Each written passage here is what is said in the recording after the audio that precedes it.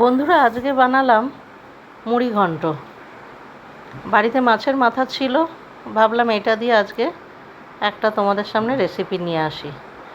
তো দুটো মাছের মাথা ছিল, একটা রুই মাছের আর একটা ছিল কাতলা মাছের। আমি দুটো মাথা ভালো করে তো ধুয়ে রেখেই দিয়েছিলাম আগে থেকে।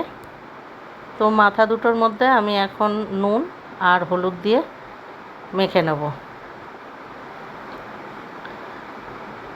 নুন হলুদটা একটু ভালো করে মেখে নিলে কি হয়, মাথার ভাজাটাও ভালো হয়।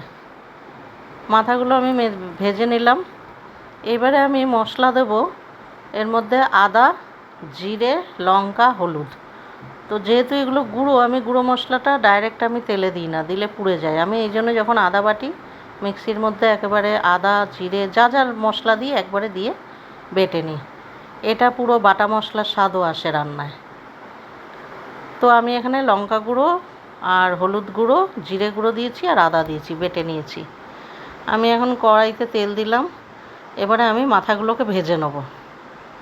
মাথা তেলের মধ্যে দিলে কিন্তু না ভীষণ ফাটে, এমন ফাটে গায়ে ফোস্কা এসে যায়। তো আমি মাথাগুলো ছেড়ে বা কোনো যদি আঁশ ছাড়া মাছও ভাজি, আমি একটু ঢাকা দিয়েই ভাজি। মাথাগুলো কিন্তু আমি এইভাবে লাল লাল করে ভেজে নেবো, নাহলে না একটু আষ্টে গন্ধ বেরোয় মাছের মাথা দিয়ে। মাথা দেখো আমি লাল করে ভেজে নিয়েছি।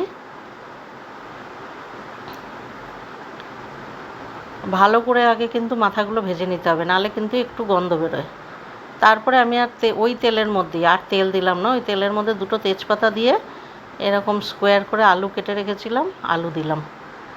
বন্ধুরা, যে কোনো রান্নায় না একটু আলু না দিলে দেখি টেস্ট আসে না, বা তরকারিটা ঘন ভাবটা আসে না। তো আলু আমি কিন্তু বেশি ভাজবো না, অল্প করে ভেজে নেবো। এবারে আমি একটা মিডিয়াম সাইজের পেঁয়াজ কুচিয়ে দিয়ে দিলাম। পেঁয়াজটা নরম হওয়ার জন্য আমি নুন দেবো। নুনটা আমি একবারেই দিয়ে দিয়েছি যতটা লাগবে রান্নায়।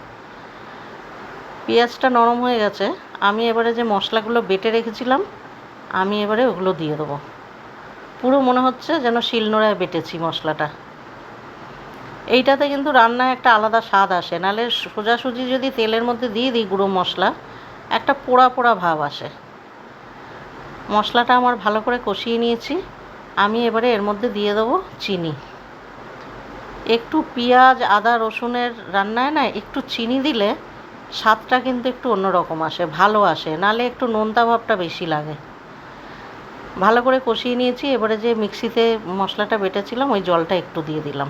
আমি এবারে দিয়ে দেবো এর মধ্যে মাথাগুলো দিয়ে আমি একটু ভালো করে কষাবো। আর মাথাগুলো আমি সব ভেঙে দেবো। যদি ভেঙে না দিই মনে হবে যেন মাথা দিয়ে ঝোল বানিয়েছি, শুধু এরকম লাগবে, মাছের ঝোলের মতন। তো এই জন্য আমি মাথাগুলো ভেঙে দেবো। আর কাতলা মাছের মাথাতে একটু ভালোই মাছ থাকে, মাছগুলো একটু বেরিয়ে আসে, খাওয়ার সময় একটু ভালো লাগে। মাথাগুলো ভালো করে আমি ভেঙে দিলাম এইভাবে।